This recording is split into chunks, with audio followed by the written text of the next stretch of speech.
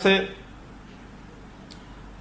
हम लोगों के जो हॉस्पिटल्स में आज पेशेंट्स हैं, ऐसा लगभग 8,556 पेशेंट तो ऐसे हैं जो ऑक्सीजन स्पॉट जो है उसके ऊपर आधारित हमारा इलाज चल रहा है।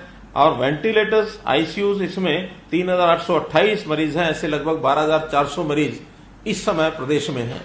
और इसमें एक उल्लेखनीय बात यह है कि हरियाणा के जो मरीज हैं उनको तो हम एडमिट कर ही रहे हैं। ऐसा एक अनुमान है कि गुरुग्राम में लगभग 40% मरीज वो दिल्ली से आकर के एडमिट है। फरीदाबाद में भी ऐसा कोई 20% के आसपास ये मरीज दिल्ली का और नोएडा का ये वहां एडमिट है। और जीटी रोड, सोनीपत से लेकर और अंबाला तक, यहां भी कहीं 10%, कहीं 15%, कहीं 20%, अलग अलग शहरों में ये पेशेंट भी बाहर प्रांतों के आकर के एडमिट हैं। अब चूंकि मरीज तो मरीज ही है, इसलिए हम हरियाणा के प्रांतों का इलाज यानी मरीजों का करेंगे ही। लेकिन अगर कोई मरीज दूसरा भी आता है तो हमारे अस्पतालों में किसी ने उसको मना अभी तक नहीं किया है। हम अपने शेष लगभग 90,000 ऐसे कोविड पेशेंट्स हैं जो होम आइसोलेशन में हैं या कोविड के जो सेंटर्स हैं उन सेंटर्स में, और वो अपना इलाज करवा रहे हैं। कोई घर में रह के कर रहा है, कोई वहां करवा रहे हैं। तो ऐसे डिस्ट्रिक्ट कोविड सेंटर्स जो संख्या में लगभग 500 से ऊपर हैं, ऐसे डिस्ट्रिक्ट कोविड सेंटर्स में भी इन मरीजों को और देखभाल की जा रही है। अभी हमने कुछ अस्पतालों में बेड्स को बढ़ाने की भी व्यवस्था की है।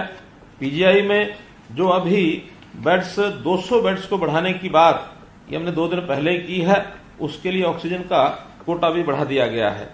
और इसी प्रकार पंचकुला में, साथ में करनाल में, जो हमारा नल्लड़ का मेडिकल कॉलेज है, इसमें एसजीटी मेडिकल कॉलेज गुड़गांव में, और जो एक नया मेडिकल कॉलेज फरीदाबाद में खुला है, अटल बिहारी वाजपेयी मेडिकल कॉलेज, उसमें 100 बेड्स, इस प्रकार से लगभग 700 बेड्स की व्यवस्था ये 2 दिन पहले ही हमने की है। और उसका जो ऑक्सीजन का कोटा है वो हमने रिलीज कर दिया है। अभी भी लगभग पीजीआई में भी 800 बेड और गुंजाइश है। फरीदाबाद में भी इसकी गुंजाइश बनी है। सभी मेडिकल कॉलेजेस का अगर मिला लें तो 1000 बेड्स नए ये बनने की हमारी स्थिति में है। साथ ही डीआरडीओ जो आर्मी की सहायता से हम 500 बेड का एक हॉस्पिटल पानीपत में रिफाइनरी में और 500 बेड का हिसार में, जहां ऑक्सीजन को गैस रूप में उपलब्ध है, ये 2 मेडिकल कॉलेज भी बनाए जा रहे हैं। गुरुग्राम में सीएसआर के तहत वेदांता ग्रुप भी एक 100 बेड का नया अस्पताल ये बना रहा है। मैनकाइंड फार्मा के 70 बेड का एक अस्पताल भी तैयार किया गया है। उसका भी आज या कल में उसका उद्घाटन कर दिया जाएगा। तो ऐसे इन सब बेड्स की व्यवस्था करने के लिए हमने एक अधिकारी भी जिम्मे लगा दिए ताकि डेली उसकी मॉनिटरिंग वो कर सकें। ऑक्सीजन की जहां तक सप्लाई है, चंडीगढ़ में हमने कंट्रोल रूम बनाया है। और उस कंट्रोल रूम में हमारी जो ऑक्सीजन की व्यवस्था है, क्योंकि ये अपने आप में बड़ा चैलेंज है। पहला चैलेंज इसके अंदर ये था कि ऑक्सीजन हमको उपलब्ध हो, उसका कोटा कैसे बढ़े। आसपास जहां से हमको मिल रही थी, जिसमें पानीपत है, रुड़की है, देहरादून है, बद्दी से भी कुछ दिन हमको ऑक्सीजन मिली, भिवाड़ी से हमको ऑक्सीजन मिली। लेकिन जब ये ऑक्सीजन कम पड़ने लगी तो नॉर्थ ईस्ट से, खास करके उड़ीसा प्रांत से हमको जो स्टील प्लांट्स जितने हैं वहां से ऑक्सीजन की उपलब्धि हुई, ताकि 70 मीट्रिक टन वहां से प्रतिदिन का कोटा हमको मंजूर हुआ है। पहला चैलेंज कोटा मंजूर कराने का था। दूसरा चैलेंज दूरस्थ स्थानों से ट्रांसपोर्ट के माध्यम से इस ऑक्सीजन को लाने का था। उनके लिए हमने 20 टैंकर प्राप्त कर लिए हैं, जिनको ट्रेन के द्वारा वहां से लाया जाता है और खाली टैंकर यहां से हवाई जहाज के द्वारा हम प्रतिदिन भेजते हैं। और ये अपने आप में अभी भी आवश्यकता और हमारी टैंकर्स की है, बनी हुई है। हम इसके अलावा फ्री मार्केट से भी जितनी ऑक्सीजन हमको मिलती है वो हम प्राप्त करते हैं। एमएसएमई के कुछ प्लांट्स जो ऑक्सीजन को इंडस्ट्रियल यानी एरिया को इंडस्ट्रियल के पर्पज के लिए जहां ऑक्सीजन का उपयोग हो रहा था, उसको भी डाइवर्ट करके हमने मेडिकल ऑक्सीजन का और उपयोग करने के लिए उनको लाइसेंस दे दिए हैं। ऐसी भी 15 मीट्रिक टन हरियाणा की अलग से हमको ये ऑक्सीजन ये मिल रही है, ऐसा हमको प्राप्त हुआ है। जो पीएसए तकनीक के ऊपर आधारित ऑक्सीजन प्रोड्यूसिंग प्लांट भले ही छोटे होते हैं, जिसमें एक पीएसए प्लांट में 0.37 मीट्रिक टन ही ऑक्सीजन हमको मिलती है। वो भी 6 ऑक्सीजन के ऐसे मिनी प्लांट्स ये हमको मिल गए हैं, जिसमें से 4 ये चालू हो चुके हैं। एक आध दिन में 2 और भी चालू हो जाएंगे। इसके अतिरिक्त 180 पीएसए प्लांट्स की एक ऑर्डर हमने केंद्र सरकार के सामने रखा है, वो भी शीघ्र विदेश से मंगवा करके और वो हमको मिलेंगे। इस गैस को यानी ट्रांसपोर्टेशन के माध्यम से लाने के बाद अगला जो चैलेंज होता है उसका जो डिस्ट्रीब्यूशन है जिले में और जिले के बाद हॉस्पिटल्स में, और इसके लिए जो अलग अलग सप्लायर हैं उन्होंने उसको सिलेंडर्स में भरने के ये व्यवस्था की हुई है। ऐसी 13 जिलों में 22 पॉइंट्स ऐसे हैं जहां से इसको सिलेंडर में भरा जा सकता है, और सिलेंडर भर करके फिर दूर दराज जो भी हॉस्पिटल है उनमें पहुंचाया जाता है। हर हॉस्पिटल की अलग अलग संख्या के हिसाब से उनका कोटा निर्धारित किया है। जब भी अचानक किसी हॉस्पिटल में संख्या बढ़ती है तो उसका कोटा भी बदलना पड़ता है, और ये लगातार दिन रात 24 घंटे हमारा जो मॉनिटरिंग सेल है, यहाँ पर एक हमने बनाया हुआ है, हमारा एक मॉनिटरिंग सेल पंचकुला में ही, उसमें भी हमने 3 बड़े अधिकारियों को ये जिम्मे लगाया है। इस कंट्रोल रूम को सारा संचालन करते हैं, और कहीं भी गैस इसकी शॉर्टेज ना हो जाए। हर जिले में डीसीज को हमने कहा है कि इमरजेंसी कोटा ज्यादा नहीं तो एक 10-20 सिलेंडर भर करके अपने कब्जे में उनको रखने चाहिए, और ऐसा 2-3 जगह हमको अचानक जब बहुत समस्या आई तो उसका उपयोग भी उन्होंने किया। तो इस प्रकार से सारा जो इंफ्रास्ट्रक्चर है उन्होंने इसको तैयार करके दिया है, और कहीं भी कोई कठिनाई ना आए इसके लिए हम काम कर रहे हैं। और साथ ही एक तैयारी हमें रेमडेसिविर इंजेक्शन और टोसिली इंजेक्शन, इसका भी एक चैलेंज है। हमें 20,000 रेमडेसिविर इंजेक्शन इसकी मांग केंद्र से की है, लेकिन अभी तक 12,700 रेमडेसिविर इंजेक्शन ही हमको मिले हैं। इसी प्रकार जो टोसिली जो इंजेक्शन है ये भी हमको 160 और ये मिले हैं, जिसमें से 80 इंजेक्शन तो हमने प्राइवेट हॉस्पिटल्स के लिए और 80 सरकारी जो मेडिकल कॉलेजेस हैं उनको दिए हैं। और एक व्यवस्था बनाई गई है कि उस व्यवस्था से जो इलाज करने वाला डॉक्टर है एक परफॉर्मा भर के हमने प्रदेश की 3 एक्सपर्ट डॉक्टर्स की टीम बनाई है, उनको भेजते हैं, और वो व्हाट्सएप के ऊपर ही जल्दी से उसका निर्णय करते हैं कि किस पेशेंट को टोसिली की आवश्यकता है। क्योंकि डॉक्टर एक्सपर्ट्स कहते हैं कि बिना आवश्यकता के टोसिली देने से भी मरीज को लाभ की बजाय उसकी हानि हो सकती है। इसलिए बहुत एक्सपर्ट डॉक्टर्स उनके माध्यम से इसको सैंक्शन किया जाता है और तब उसको दिया जाता है। तो इस टोसिली का और रेमडेसिविर के जो कालाबाजारी शुरू हो गई थी उसको भी हमने रोकने में सफलता पाई है। इसी प्रकार विषय हमारा टीकाकरण का है, वैक्सीनेशन का। 45 वर्ष से ऊपर के लगभग 39 लाख लोगों का प्रदेश में और टीकाकरण हो चुका है वैक्सीनेशन का। अब 18 से 45 वर्ष के जो लोग हैं इनका जो 1 मई से शुरू किया गया वैक्सीनेशन, इसके लिए 3 लाख डोज हमको मिली हैं, और ये 3 लाख में से लगभग 1.25 लाख लग चुकी हैं। अगले 2 दिन में 3 दिन में जैसे ही नेक्स्ट हमारे पास एक खेप और आएगी इंजेक्शन की तो उसको भी हम चालू करेंगे। इसके लिए बाकायदा रजिस्ट्रेशन कराया जाता है, उनको सेंटर्स अलॉट किए जाते हैं, जिस सेंटर पर उसकी बारी आती है वहां जाकर के वो इंजेक्शन जो है वो लगवाता है।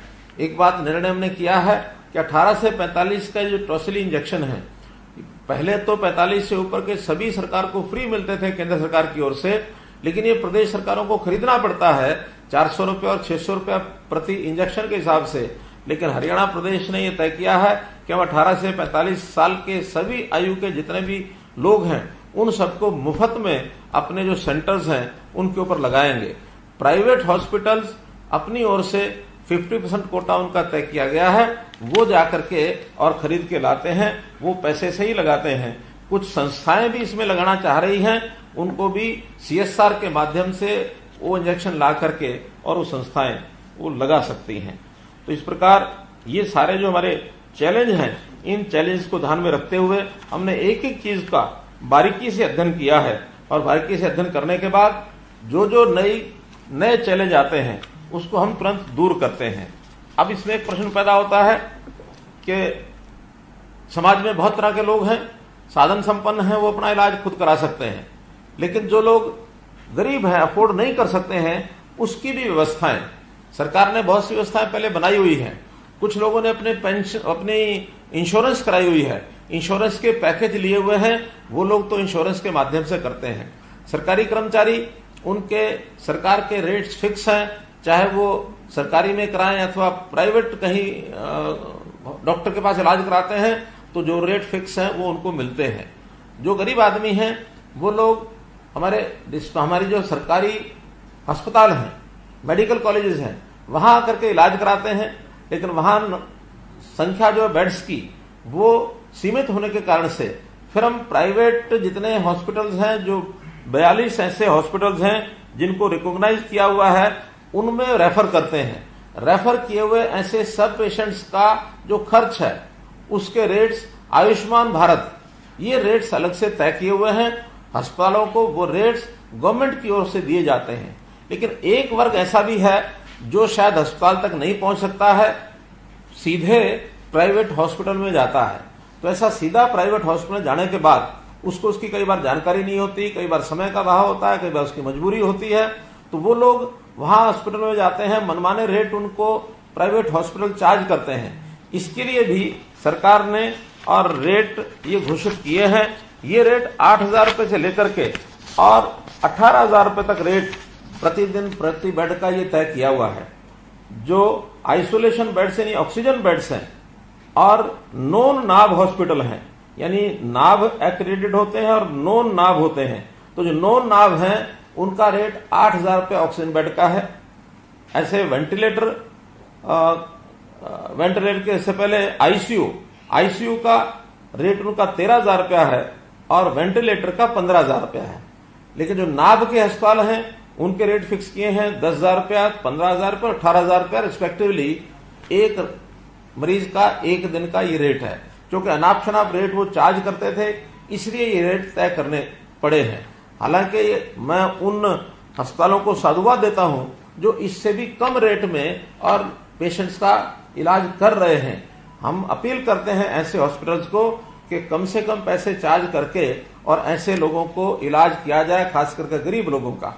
फिर भी आज एक स्कीम हमने उसमें बनाई है कि जो बीपीएल के लोग हैं, बीपीएल कार्ड धारक हरियाणा के लोग जो इन प्राइवेट हॉस्पिटल में जाकर के इलाज कराते हैं, उनके लिए एक पैकेज ये हमने आज बनाया है। और उस पैकेज के हिसाब से प्रति व्यक्ति प्रतिदिन 5,000 रुपया, मैक्सिमम 7 दिन के लिए ये 35,000 रुपये का एक पैकेज ये उनको मुफ्त में हम घोषणा कर रहे हैं, ताकि ये 35,000 रुपया जहां वो इलाज कराते हैं वहां अपने बिल में से 35,000 रुपया कम करा करके उनको दें, ताकि हम ये पैसा सीधा अस्पताल के खाते में आरटीजीएस करेंगे, ताकि उनको ये 5,000 रुपये प्रति बेड का प्रतिदिन का ये राहत मिल सके जो बीपीएल के लोग और अपना एडमिशन वहां कराते हैं।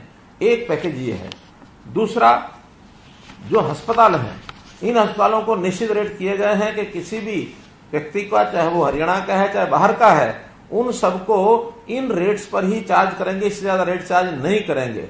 लेकिन फिर भी जो हरियाणा के लोग हैं उनको वो ज्यादा से ज्यादा भर्ती कर लें, इसके लिए एक इंसेंटिव उन अस्पतालों के लिए हम रखते हैं कि हरियाणा के लोग जितने इन प्राइवेट अस्पतालों में जो कोविड रजिस्टर्ड अस्पताल हैं, ये जितने हरियाणा के लोगों को एडमिट करेंगे, प्रति व्यक्ति प्रतिदिन 1,000 रुपया एक बेड के हिसाब से मैक्सिमम एक व्यक्ति के लिए 7 दिन, यानी मैक्सिमम 7,000 रुपया ये उन अस्पतालों को भी हम देंगे, ताकि हरियाणा के लोगों को ज्यादा से ज्यादा और एडमिशन दें।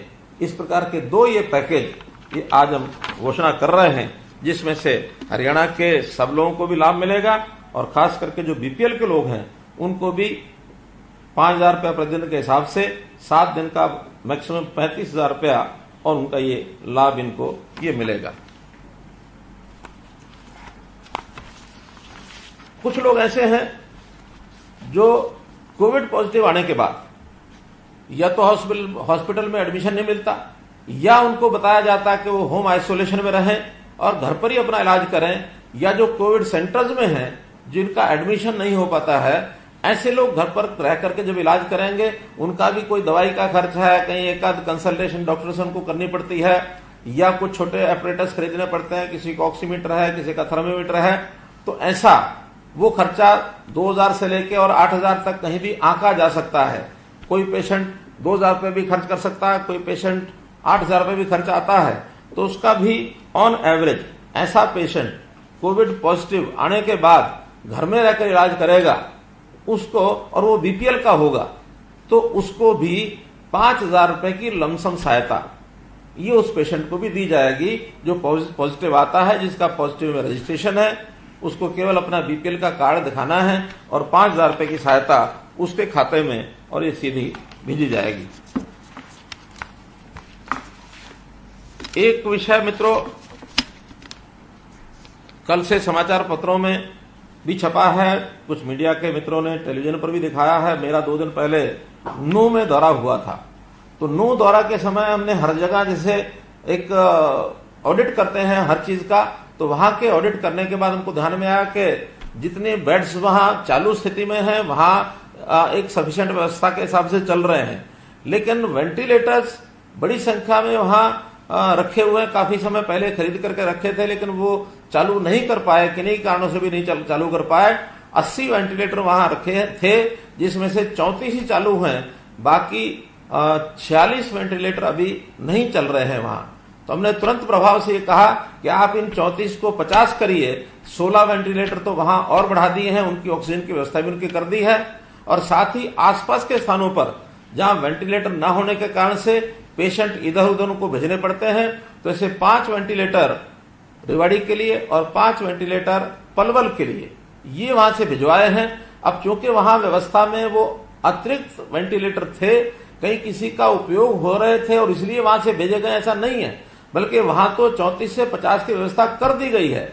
कुछ वहां के वेस्ट इंटरेस्ट कह लीजिए, राजनीति करने वाले लोग कह लीजिए, जिन्होंने इस बात का शोर मचाया कि आखिर यहां से वेंटिलेटर क्यों निकाल कर ले जाए जा रहे हैं। जो चीज बंद डब्बे में पड़ी है, सालों से पड़ी है, जंग लगेगा उसको, उसकी बजाय आज के समय तो ऐसा एक भाव जागना चाहिए कि जो चीज काम मेरे नहीं आ रही हो दूसरे किसी के काम आए, तुरंत देना चाहिए।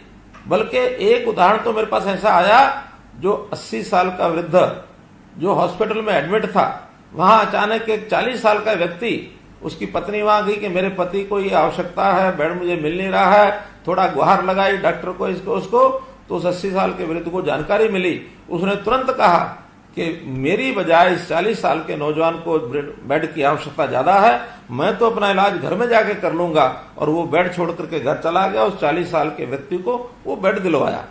हमारा कहना सेवा भाव में पता नहीं क्या कुछ करना पड़ता है।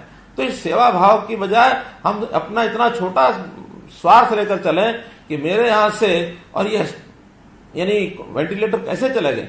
पहली बात तो सरकार की संपत्ति है, वो यहां जाएगी कि वहां जाएगी, वो निर्णय सरकारी होगा। दूसरा, उसका उपयोग वहां कोई नहीं हो रहा, वो पता नहीं कब उपयोग होगा कब नहीं होगा। वहां भी 34 से हमने 50 कर दिए। तो इस प्रकार की जो छोटी हरकतें करने के जो लोग आदी हैं, उनको मैं एक राय देना चाहता हूं कि भलाई उसी में है, सेवा भाव उसी में है कि हमारे काम जो चीज आ रही है वो तो ठीक है, लेकिन जो दूसरे व्यक्ति के काम आ जाए वो उससे अच्छा होगा। इसलिए हम लोग गरीब से गरीब व्यक्ति की सेवा करने के लिए, मेरे लिए ना कोई आम है ना खास है, सब बराबर हैं, सबका सेवा हो। तो इस प्रकार से हम इसको आगे बढ़ा रहे हैं, इस पर भी हमें ध्यान देना अति आवश्यक है। मित्रों, मैं अंत में यही कहना चाहूंगा कि ये जो ऐसा विषय आया है, इस विषय के समय हमें सबको मिल करके, चाहे वो सरकार हो, चाहे मीडिया हो, चाहे पक्ष हो विपक्ष हो, जनता हो, या जो लोग पीड़ित हैं उनके परिवार विशेष तौर पर हो, सब लोग मिलकर के यदि इस महामारी का मुकाबला करेंगे तो इस महामारी से हम लड़ पाएंगे, इसको महामारी को हरा पाएंगे, हम स्वयं जीत पाएंगे। ये भाव अपने को मन में रखना है। तो इसके लिए जितने काम एक एक करके हम कर रहे हैं, चाहे ऑक्सीजन की व्यवस्था है, बेड्स की व्यवस्था है, समाज के लोगों के ऊपर खर्चा ना पड़े इसकी व्यवस्था है, ये सब हम कर रहे हैं। एक महत्वपूर्ण काम और है जिसको हमको सबको मिल करके करना है, और विशेष तौर पर विपक्ष के लोगों को मैं विशेष आग्रह करूंगा, वो है इस बीमारी का जो डर बैठाने का काम कर रहे हैं वो कोई भी ना बैठाए। अगर डर बैठाने का काम ने कर दिया तो इस बीमारी से पार पाना बहुत कठिन होगा। हम सब पॉजिटिव बातें आगे लाएं। बीमारी खतरनाक बहुत है, कोई मालूम नहीं ये कब रुकेगी, कहां तक जाएगी। पहली वेव, दूसरी वेव, बहुत लोग तरह तरह की चर्चा करते हैं, कहीं तीसरी वेव ना आ जाए, कहीं चौथी वेव ना आ जाए। मेरा कहना डरने के बजाय हमको इतना साहस रखना है कि जब आएगी उस समय तैयार रहेंगे उसका मुकाबला करने के लिए भी। Hope for the best and be prepared for the worst. तो ये साहस लेकर के हम चलेंगे, निश्चित रूप से हम इसमें सफलता प्राप्त करेंगे, हम आगे बढ़ेंगे।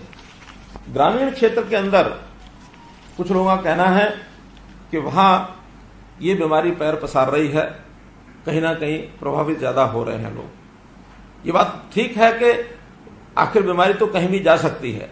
शहरों के लोग जागरूक होने के नाते कहें या वहां हेल्थ फैसिलिटीज ज्यादा है इस नाते से उसका लाभ उठाने की बात कहें। ग्रामीण क्षेत्र में कई बार थोड़ा निडरता भी है, थोड़ा उनकी इम्यूनिटी का जो स्ट्रेंथ है वो शहरी इलाके से ज्यादा भी है। निर्भीक होकर के आज भी कहते हैं कि कोरोना हमारा क्या बिगाड़ लेगा, लेकिन मेरा सबसे कहना यह है कि कोरोना अगर आगे बढ़ता है तो इससे इतना भी भिड़ना नहीं है कि हम इसकी परवाह ना करें। हमने सावधान होकर के अपना बचाव करना है। ग्रामीण क्षेत्र के लिए अलग से एक प्रोग्राम चलाने के लिए मैंने कल ही हेल्थ डिपार्टमेंट को कहा है। एक पैकेज वो तैयार कर रहे हैं, प्रोग्राम तैयार कर रहे हैं। उस प्रोग्राम में पहले ट्रेनर्स जो हेल्थ डिपार्टमेंट के लोग हैं, मेडिकल एजुकेशन के डिपार्टमेंट के लोग हैं, वो ट्रेनर्स को एक मॉड्यूल बना करके देंगे कि कुछ लोगों को ट्रेन किया जाए ताकि गांव-गांव में जाकर के वो प्रचार कर सकें और एक प्रारंभिक जांच के कैंप लगा सकें। प्रारंभिक जांच के कैंप लगाकर हर ऐसा व्यक्ति जिसको थोड़ा बहुत भी लक्षण है, लक्षण नहीं भी है, तो संभव हो तो हर व्यक्ति ये मान करके पता नहीं इसको भी कोविड हो सकता है, कोविड नहीं है ये गारंटी से कोई कह नहीं सकता है। कई बार व्यक्ति को पता नहीं लगता है और वो कोविड हो भी जाता, ठीक भी हो जाता। एक हार्ड इम्यूनिटी की तरफ जो ये क्या इसको बोलते हैं, हर्ड इम्यूनिटी तो हम लोग बढ़ रहे हैं। और आज भी जो सर्वेज हुए हैं उस सर्वे में ऐसा कहते हैं कि 40% लोग तो हो ही चुके हैं कोविड अफेक्टेड। हालांकि संख्या हमारी अस्पतालों की या टेस्टिंग की इतनी नहीं बता रही है, लेकिन बहुत लोग हो गए हैं। ऐसे सब लोगों का टेस्ट करने के लिए हम कैंप लगाएंगे। जो बहुत माइल्ड नेचर का जिनको कोरोना लगता है, हो गया होगा, उसको घर में रह करके कैसे ठीक हो सकता है उसकी जानकारी देंगे, उसका प्रचार करेंगे। जो मॉडरेट टाइप है उसकी पहचान होने के बाद जो लोकल डिस्पेंसरीज हैं, पीएचसीज हैं, सीएचसीज हैं, उनको उनकी देखभाल करने के लिए रेफर करेंगे। और जो सीवियर हैं, बहुत गंभीर तरह के अगर पहचान होती है तो ऐसे लोगों को हॉस्पिटलाइज करा करके, जितने हॉस्पिटल की व्यवस्था हम बढ़ा रहे हैं धीरे धीरे और बढ़ेगी, वहां ले जाकर के उनका इलाज कराने के लिए हम करेंगे। तब जाकर ये चक्र टूटेगा। अगर ये चक्र टूटता नहीं है तो कोई भी किसी के साथ संपर्क आने के बाद वो इस चक्र में फंस सकता है। तो इसलिए इस चक्र को तोड़ने के लिए एक सामूहिक प्रयत्न करना है। इसमें ऊपर से लेकर नीचे तक सब लोग लगे हैं और हम भी सबके सुझाव लेकर के जो चीज हमारे ध्यान में आती है उस हिसाब से हम आगे बढ़ते हैं और किसी चीज में पीछे न रहें। यह हरियाणा प्रांत सामूहिक अपने प्रयत्नों के माध्यम से आगे बढ़ते हुए इन चीजों को कर रहा है। हमारे जो गरीब लोग हैं उनको राशन ठीक से मिले। प्रधानमंत्री जी ने 5 किलोग्राम गेहूं प्रति व्यक्ति 2 महीने के लिए घोषणा कर दी है। इसका वितरण और जो पहले से राशन दिया जाता है उसका वितरण हम वॉलंटियर्स जैसे पिछले साल लगाए थे, ऐसे वॉलंटियर्स उनको भी संपर्क करेंगे जो पिछले बार थे। नए वॉलंटियर्स को भी रजिस्ट्रेशन करेंगे ताकि घर घर डोर डिलीवरी का जो हमारा मैकेनिज्म है, इस मैकेनिज्म को फिर सुदृढ़ करेंगे ताकि लोग बाहर ना निकले, बल्कि ये जो एक प्रकार से वॉलंटियर्स हैं इनको पास बना के देंगे और ये पासेज लेकर के और जाकर के घर घर में चीज वितरण करें ताकि इस बीमारी को फैलने से रोका जा सके। और इसमें जो चीजों की महंगाई हो गई थी, इसके लिए हमारे फूड एंड सप्लाई डिपार्टमेंट ने रेट लिस्ट ये भी जारी कर दी है कि हर वस्तु एक रेंज दिया है, इससे लेकर के इसके बीच में ही वो बिकनी चाहिए, इससे ज्यादा रेट नहीं लगना चाहिए। जिन लोगों के पास राशन कार्ड नहीं है, पिछली बार भी हमने एक विशेष अभियान चलाया था डिस्ट्रेस राशन टोकन DRT, उसी को फिर लागू करेंगे। रजिस्ट्रेशन कराएंगे कि जिसके पास राशन कार्ड नहीं है उनको भी उसी प्रकार से 5 किलो प्रति व्यक्ति राशन जो है वो फ्री में दिया जाएगा। ये भी हमारी ओर से और लगातार इसको चालू करेंगे।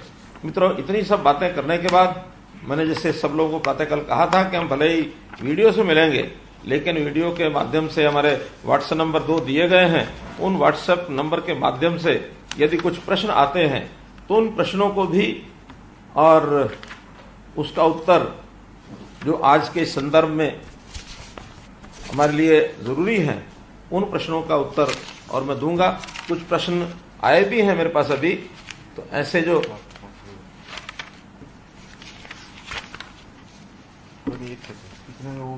करवा लो ना म्यूट। ऐसे कोई बोलना चाहता हो पहले प्रश्न के रूप में? मैं अनुराग अग्रवाल जी से अनुरोध करूंगा। माननीय मुख्यमंत्री जी नमस्कार। जी नमस्कार अनुराग जी। पहले तो सर आज आपका जन्मदिन है, आपको बहुत बहुत शुभकामनाएं। आप इतनी महामारी के दौर में भी अपने जन्मदिन की सारी तैयारियों को भुला के प्रदेश की चिंता कर रहे हैं और लगातार मैराथन बैठ के कर रहे हैं, जिसके लिए आप साधुवाद के पात्र हैं सर। धन्यवाद अनुराग जी। आपके माध्यम से मैं सभी की बधाई स्वीकार करता हूं और सबको धन्यवाद करता हूं कि आज आप लोगों ने सामूहिक रूप से, यानी आप और हम मिल रहे हैं, भले ही दूर बैठे हुए मिल रहे हैं, लेकिन इस अवसर पर मैं आपका बहुत बहुत धन्यवाद करता हूं। मुख्यमंत्री जी, अभी विस्तार से आपने 15 दिन से जो आप फील्ड में काम कर रहे हैं, आपकी पूरी टीम काम कर रही है, अधिकारियों की टीम काम कर रही है, आपने बताया कि क्या क्या कर रहे हैं, लेकिन आज संकट सबके सामने यह है, एक एक जान बचाने का, स्वास्थ्य का है। तो लोगों को आप कैसे भरोसा दिलाएंगे कि आने वाला कल उनका बहुत अच्छा रहने वाला है? क्या कुछ उनको उनके मन में कैसे जिज्ञासा जागे? आप कहां तक अपनी तैयारियों में सफल हुए हैं? देखिए अनुराग जी, हम सब लोगों को अपना एक ईमानदाराना प्रयत्न करना है। जो व्यवस्थाएं लोगों की आवश्यकताएं हैं उसके हिसाब से व्यवस्थाएं बनानी हैं, और मैं समझता हूं कि जितनी आवश्यकता है उस हिसाब से बनाने में लगे हैं। परिपूर्ण तो कोई व्यवस्था नहीं हो सकती ऐसा मैं मानता हूं, लेकिन फिर भी जितना बढ़िया से बढ़िया व्यवस्था, जितना इंफ्रास्ट्रक्चर, जितने डॉक्टर, जितने कोरोना वॉरियर्स, ये सब लोग लगे हैं, वो सब लगे हैं। और इसमें मेरा एक ही इसमें कहना है कि विश्वास बनाकर रखें, भरोसा बनाकर रखें, निराशा ना आने दें, और हम सब लोग अगर पॉजिटिव होकर के चलेंगे तो ये बीमारी तो क्या, इससे बड़ा भी कोई संकट आएगा उसको हम झेलेंगे। लोगों का विश्वास ये हमारे लिए सबसे बड़ी ताकत है, ये बना रहे तो हम जरूर लोगों को ठीक कर पाएंगे, और लोगों का जो भरोसा हमारे पर होगा तो जरूर ठीक भी होंगे। धन्यवाद। एक प्रश्न अभी अनिल मोर जी का मेरे पास आया है, क्योंकि मैंने कहा था व्हाट्सएप करेंगे तो सब लोगों ने व्हाट्सएप किए हैं। वो पूछ रहे हैं कि प्रदेश में ऑक्सीजन का कोटा बढ़ाया गया, इसके बावजूद ऑक्सीजन की कमी है। मैंने बताया जैसे ऑक्सीजन हमारे लिए एक चैलेंज ये था।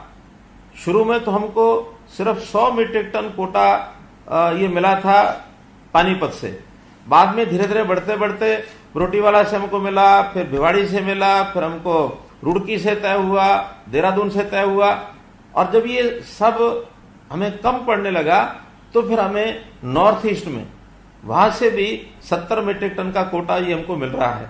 अब तो मैंने बताया हम फ्री मार्केट से भी, जो क्योंकि आज उपलब्ध होने लग गई है, फ्री मार्केट से भी हम ऑक्सीजन जो है वो ले रहे हैं, और उसके लिए ट्रांसपोर्टेशन की सारी व्यवस्थाएं कर दी हैं। 6 और 2 8 टैंक आज भी आए हैं, और 8 के 8 टैंक यानी लगभग 8 टैंक में 100 मीट्रिक टन होगा ये आज सारे प्रदेश में, और ये बढ़ जाएगा शाम तक। और जो अतिरिक्त हमारी पानी, ये 8 टैंकर तो उड़ीसा से आए हैं, तो इसलिए बाकी जगह का भी सब साथ साथ मिल रहा है। इसलिए जितना रिजर्वेशन, जितना हमारे पास वहां रिजर्व कोटा है उसको भी हम फुल करेंगे। बड़ी कठिनाई एक कंटेनर्स की है, वहां लोगों के पास स्टोर करने की भी जगह नहीं है। एक दिन हमारे पास थोड़ी ऑक्सीजन ज्यादा आई, हमने वो रोहतक में भेजी। रोहतक सिर्फ 10 मीट्रिक टन का ही और टैंकर है, और वहां हमारे पास ट्रक केवल अकेला था कि जिसने कहा जी 10 से ज्यादा मैं देना चाहता हूं, रख सकता हूं। फिर हमको 3-4 स्थानों पर भेजना पड़ा वो। तो जब ज्यादा आती है तो कंटेनर की समस्या आती है। सिलेंडर्स की सीमा हमारे पास, सिलेंडर्स भी बहुत बड़ी संख्या में उपलब्ध नहीं हो रहे, क्योंकि सब जगह सप्लायर सिलेंडर भरने वाले वो नहीं है, डिस्ट्रीब्यूशन करने वाले। तो इसलिए सिलेंडर जितने होते हैं वो भरवा कर ले जाते हैं। जल्दी खत्म होते हैं तो टाइमिंग का भी सेट करना पड़ता है। इसलिए ऑक्सीजन पर्याप्त होने के बाद भी जो छोटी छोटी कठिनाइयां आती हैं उसके कारण से ये चीज होती है। फिर भी जैसे मैंने बताया, रिजर्व कोटा हर जगह रखा हुआ है, हम कहीं भी कोई ऐसा विषय नहीं आने देंगे कि लैक ऑफ ऑक्सीजन किसी की मृत्यु का कारण बने। इसलिए विश्वास करें अनिल मोर जी, इसके कारण से कोई कठिनाई नहीं आएगी। दूसरा प्रश्न हमें हमारे मीडिया सीनियर मीडिया एडवाइजर हैं, इन्होंने दिया है, Vaishali Chaudhary from PTC news. तो ये कह रहे हैं कि प्रदेश के ताजा हालात को देखते हुए 144 लगी होने के बावजूद भी बीजेपी धरना प्रदर्शन लेकर के काफी मुखर है। मित्रों, ये जानकारी कल मुझे मिली थी कि हमारे पार्टी का कुछ प्रोग्राम है। अब चूंकि बंगाल में जीत के बाद ममता दीदी की जीत हुई, उनको हम बधाई देते हैं, लेकिन उनकी जीत के बाद उनके लोग शायद इस जीत को या तो पचा नहीं पा रहे। जिस प्रकार की हिंसात्मक गतिविधियां जैसा तांडव वहां हुआ है आगजनी के और ऐसे कई किस्से, वो बहुत ही निंदा करने योग्य हैं। तो इस सारे को लेकर के और समाज में भी एक मैसेज देने के लिए पार्टी ने सारे देश में कुछ कार्यक्रम बनाए थे। मैं तो ये चाहूंगा, उनको भी कहूंगा कि भी ठीक है, हमको अपना प्रदर्शन करना होगा, छोटी संख्या में हम प्रदर्शन करेंगे, बड़े भीड़ में नहीं करेंगे, लेकिन प्रदर्शन के माध्यम से अपनी आवाज भी उठाएंगे। साथ में पार्टी के कार्यकर्ता जो पहले से भी लगे हैं, उनको मैं निवेदन कर रहा हूं कि वो कोविड के ये जो प्रभाव है, इसके कारण से जो कष्ट हो रहा है लोगों को, उसको दूर करने के लिए उसमें लगातार काम करते रहें। एक क्षणिक थोड़े समय का प्रदर्शन आज का था, इससे ज्यादा नहीं था, लेकिन उसकी आवाज उठाना भी उतना ही जरूरी था जितना हम जो कोविड के साथ लड़ाई लड़ रहे हैं। लेकिन जैसा तांडव बंगाल में हुआ है उसकी बात भी हम सबको जानकारी मिले, इसी प्रकार से उन्होंने किया होगा। तो भी इन पीड़ितों की सेवा करने पर अपना ध्यान सब लोग रखें, ऐसा मेरा निवेदन है। कोई और प्रश्न आए हैं आपके पास? 3 नंबर लो।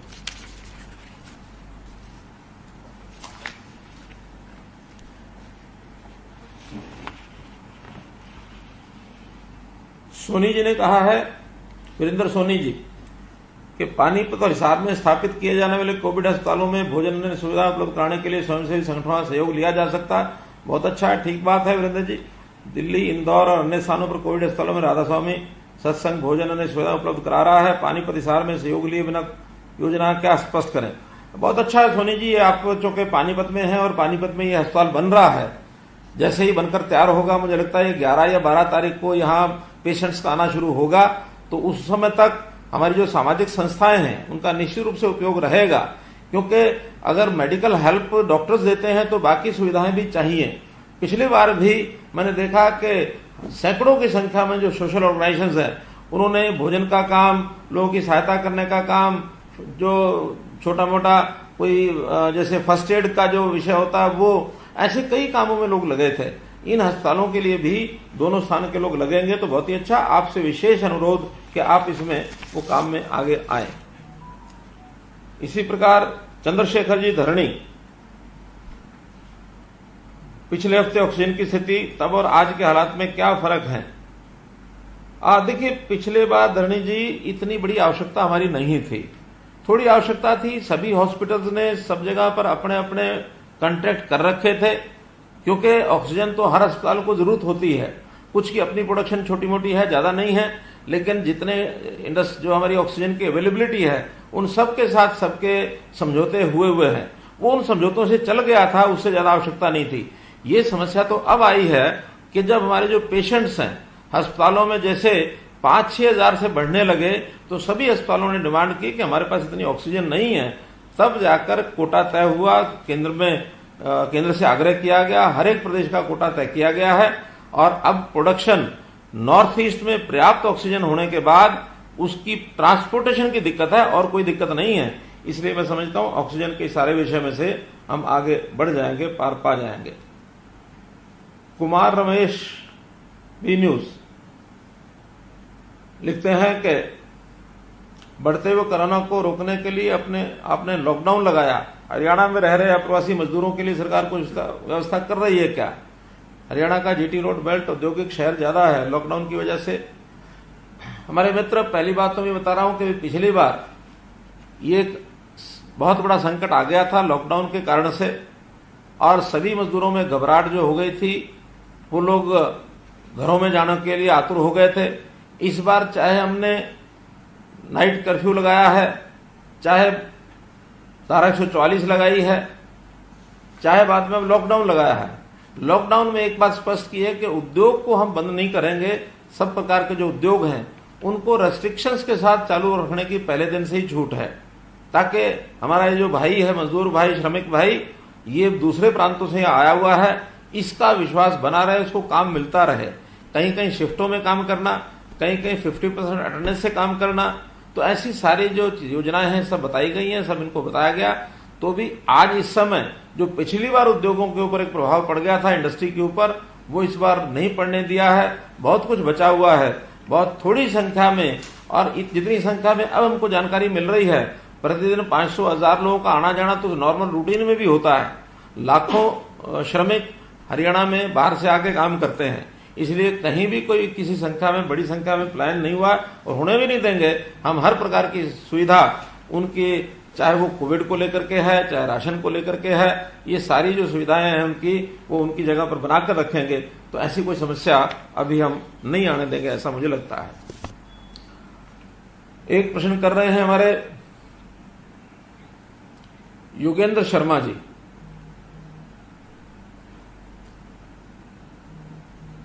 ये पहले विषय आ गया कोविड-19 में लॉकडाउन के दौरान।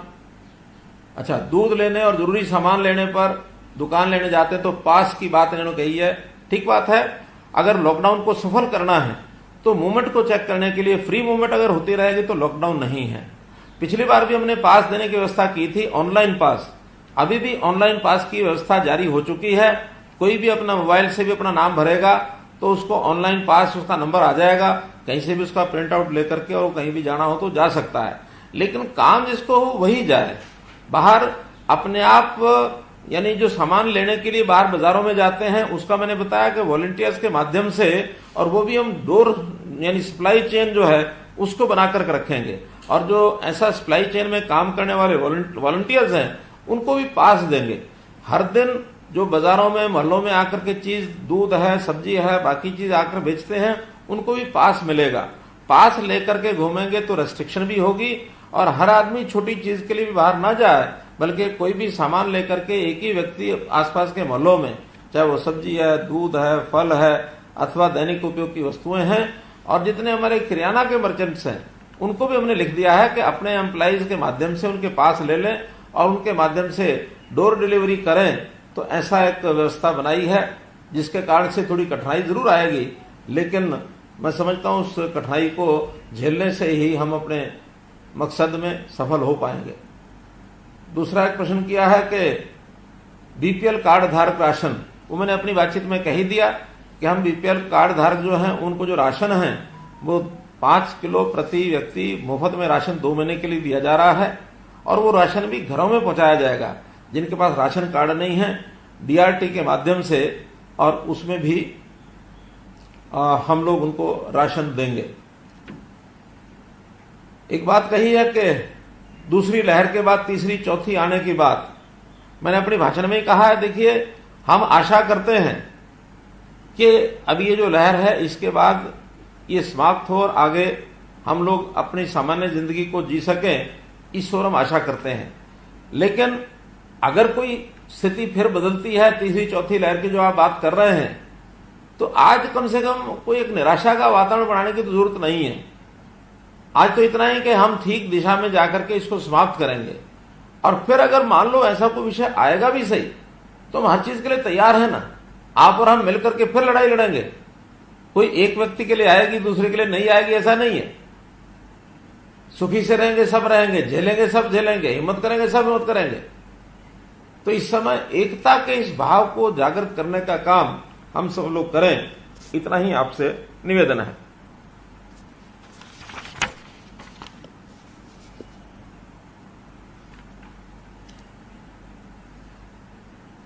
एक प्रश्न किया है हमारे अनिल मोरजी ने किया है कि कांग्रेस प्रदेश अध्यक्षा ने मांग की है कि सर्वदलीय बैठक बुलाई जाए। आपकी सरकार कोरोना रोकने व्यवस्थाओं में फेल हुई है। मैं अपने मित्र अनिल मोर जी को ये बताना चाह रहा हूं कि हम शैलजा जी का जो स्टेटमेंट था, खुला स्टेटमेंट उन्होंने दिया, उसको हम याद करेंगे। तो पहले तो उन्होंने कहा कि ठीक है, सर्वदलीय बैठक बुलानी चाहिए, हम सबको मिलकर चलना चाहिए, सहयोग करना चाहिए, और हम मिलकर चलेंगे तो ये कोरोना महामारी को हम लोग इसका मुकाबला कर पाएंगे। लेकिन उसी दूसरे स्वर में जब मैंने सुना तो मुझे लगा कि हमारी इस बहन को शिष्टाचार का भी जो सामान्य जानकारी होनी चाहिए शायद वो भी नहीं है।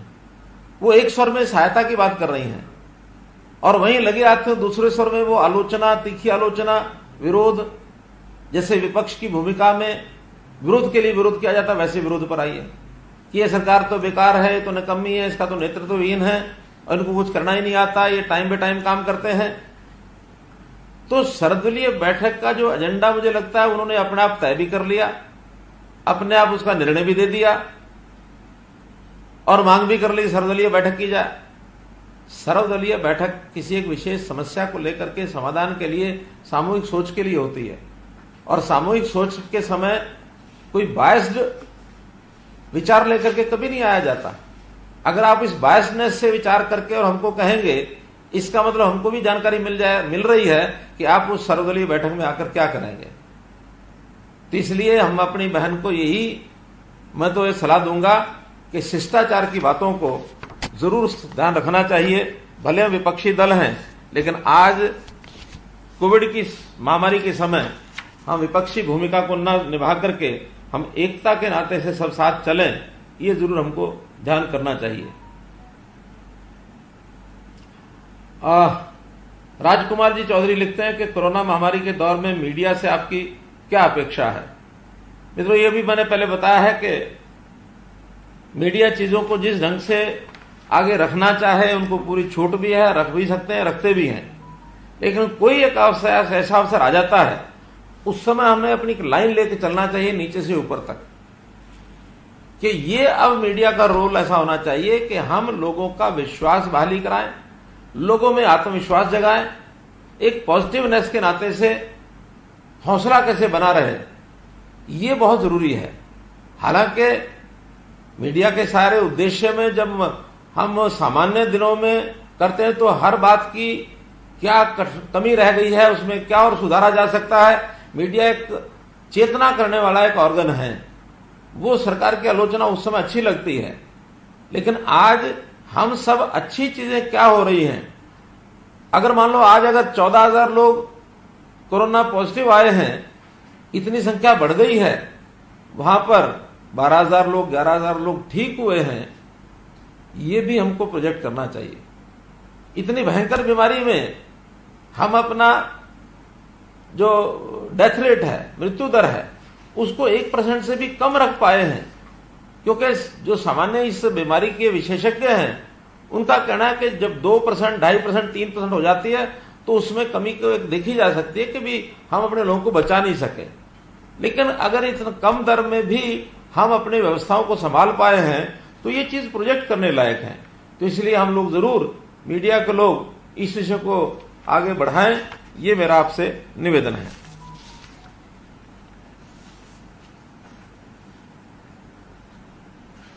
निशु महाजन लिखती हैं कि despite state governments repeated warnings, private hospitals are overcharging for the treatment of covid patients. Is the government planning to launch a helpline और grievances redressal system specifically for such complaints. आपने बिल्कुल ठीक कहा, हमने वैसे तो हर जिले के अंदर एक हेल्पलाइन बना दी है, लेकिन कल तक हेल्पलाइन की जितने लोग अटेंड करने वाले होने चाहिए थे उसमें कमी थी। कल ही हमने हर जिला में कहा कि कम से कम राउंड द क्लॉक तीनों शिफ्टों में 8 से 10 लोग लगातार सुनने वाले चाहिए, और अगर कॉल ड्रॉप ज्यादा होती है तो और संख्या बढ़ाई जा सकती है। उसमें टेलीमेडिसिन के डॉक्टर्स ये हर जगह होने चाहिए। एक administrative officer not less than HCS, ये भी उसका कोई इंचार्ज होना चाहिए ताकि दिन भर उन कंप्लेंट्स का असेसमेंट करे। प्रदेश लेवल पर हमने एक कंट्रोल रूम बनाया है। ऐसी हर प्रकार की कंप्लेंट्स जो जिला केंद्रों पर आ रही हैं, किसी एक पर्टिकुलर टाइप की अगर आ रही है तो उसका समाधान क्या हो सकता है, उसमें हमारे ACS श्री TC गुप्ता ये उसके इंचार्ज बनाए गए हैं। तो इसलिए कम्युनिकेशन ये ज्यादा कैसे हो, हमने जितने जनप्रतिनिधि हैं जिले के उनको ये फोन कॉल को अटेंड करने के लिए भी अलग से व्यवस्था की है एक अधिकारी की, ताकि क्योंकि जनप्रतिनिधि जनता के साथ जुड़ा हुआ व्यक्ति होता है। कई बार जनप्रतिनिधि जो मोस्ट बिजी हमारा जो ऑफिसर है उसी को बार बार फोन करता है, स्वाभाविक है उसका फोन नहीं मिलेगा। अब आज की डेट में CMO को कोई फोन करना चाहे तो मैं आपको बिल्कुल स्पष्ट कह सकता हूं उसका फोन पहले बात तो मिलेगा नहीं, मिल जाएगा तो उठेगा नहीं, क्योंकि सबसे ज्यादा इस समय सेंट्रल फिगर अगर कोई सारे सिस्टम में है तो CMO है। इसलिए CMO को भी कहा है कि आप अपने फोन नंबर को किसी दूसरे को दीजिए जो उसको सुन करके जवाब देता रहे, आप अपने काम में लगिए। उसको बहुत काम है, सभी हॉस्पिटल को संभालना, सभी पेशेंट्स को एक प्रकार से देखना, दवाइयों का ध्यान रखना और नए व्यवस्थाएं जो खड़ी करनी है उनको खड़ा कराना। तो इसलिए हम लोगों ने इसको ठीक से कम्युनिकेशन बना रहे इसके लिए व्यवस्थाएं बनाई है हमने सब। और एक प्रश्न आया है अनिल कुमार जी ETV, हरियाणा में प्राइवेट अस्पतालों पर मनमाने दाम वसूलने का क्या सरकार के पास शिकायतें आ रही हैं? हमने इसके लिए रेट्स जैसा मैंने बताया फिक्स किए थे, लेकिन पिछली बार ठीक से लागू हो गए थे। इस बार शिकायतें आनी शुरू हुई हैं 2 दिन से 3 दिन से, तब से इसको इम्प्लीमेंट करने के लिए हमने कह दिया है। उसी में से आज की योजना है कि अगर उन अस्पतालों को थोड़ा रेट कम लेने के कारण से उनकी कठिनाई आती है तो हमने 1000 रुपया प्रति बेड वो और एक्स्ट्रा दे दिया उनको, जो पहले के रेट थे उससे भी ज्यादा। बल्कि पिछली बार जो रेट पहले शुरू में तय हुए थे 20% एक बार बीच में बढ़ाए भी थे, लेकिन कोई भी अनाप शनाप रेट चार्ज न करे। कई जगह पर रेट तो ये लेते हैं लेकिन उसमें फिजिशियन की कंसल्टेशन का अलग पैसा और ये चार्जेस अलग, वो चार्जेस अलग, अनाप शनाप चार्जेस भी उन्होंने किए हैं। ऐसे सब जगह बताया कि वो शिकायत जो केंद्र हमारा बना हुआ है वहां पर उसको शिकायत करें और सबके साथ यानी न्याय हो, हमारी ये इच्छा रहेगी। और अगर कहीं शिकायत के आधार पर कोई 1-2 लोगों के खिलाफ भी कार्रवाई हो गई तो बाकी लोग भी उससे अपने आप ठीक हो जाते हैं। तो चाहे वो एम्बुलेंस के चार्जेस हैं, दवाइयों का रेट है, इन सब चीजों के ऊपर कंट्रोल करने के लिए और ये हमने सब काम अब आगे किया है। वैक्सीन की कमी, सुरेंद्र धीमान जी पूछ रहे हैं। तो मित्रों वैक्सीन देखिए हमने तो अपनी ओर से 50 लाख वैक्सीन के टीके खरीदने के लिए पैसा भी जमा करा दिया है, लेकिन चूंकि वैक्सीन जो उपलब्ध होती है वो एक कोटा के तहत ही मिलती है। हमको अभी तक 3 लाख जो 18 से 45 इस आयु वर्ग के लिए 3 लाख वैक्सीन अभी मिली है 50 लाख में से। अब ये जैसे ही दूसरा खेप मिलेगी फिर उसी तरीके से और आगे बढ़ाएंगे। अब ये 45 से ऊपर 39 लाख लोगों को लग चुकी है, उसकी भी अलग से वैक्सीन आती है, वो लगातार साथ साथ लग रही है। हमने अपनी इंफ्रास्ट्रक्चर वो पूरा बना रखा है, वैक्सीन की इंजेक्शन की उपलब्धता यही एक हमारे लिए कठिनाई है। तो जैसे जैसे आती रहेगी वैसा वैसा हम करते रहेंगे।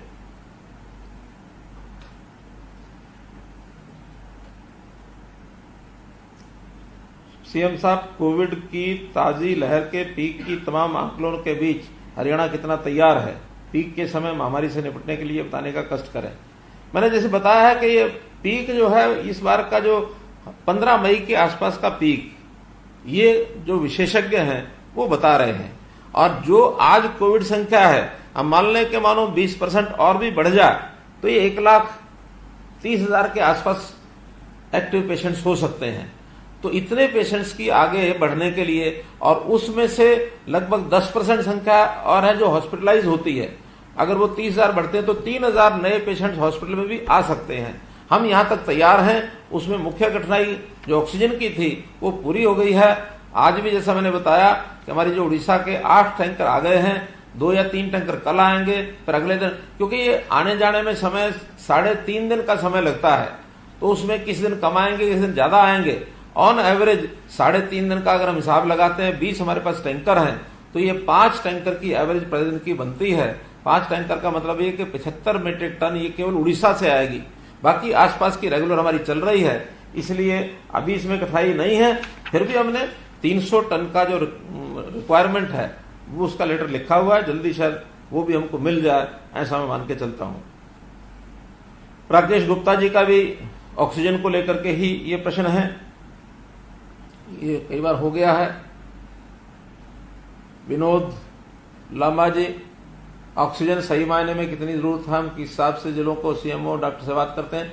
देखिए, इसके लिए सब जगह के जो डेली पेशेंट्स हैं उनकी संख्या हमारे पास हर शाम को आती है, और आने के बाद रात्रि को ही बैठ करके उसका जो कोटा है जैसा जा रहा है, प्रति पेशेंट कितनी ऑक्सीजन चाहिए इसका एक एवरेज सिस्टम बना हुआ है कि 8 से 10 लीटर एक सामान्य ऑक्सीजन का बेड है उस पर ऑक्सीजन चाहिए, और जो वेंटिलेटर और आईसीयू है उसमें 30 और 40 लीटर के बीच में एक पेशेंट को 1 मिनट की ऑक्सीजन है, 1 मिनट में ऑक्सीजन इतनी चाहिए।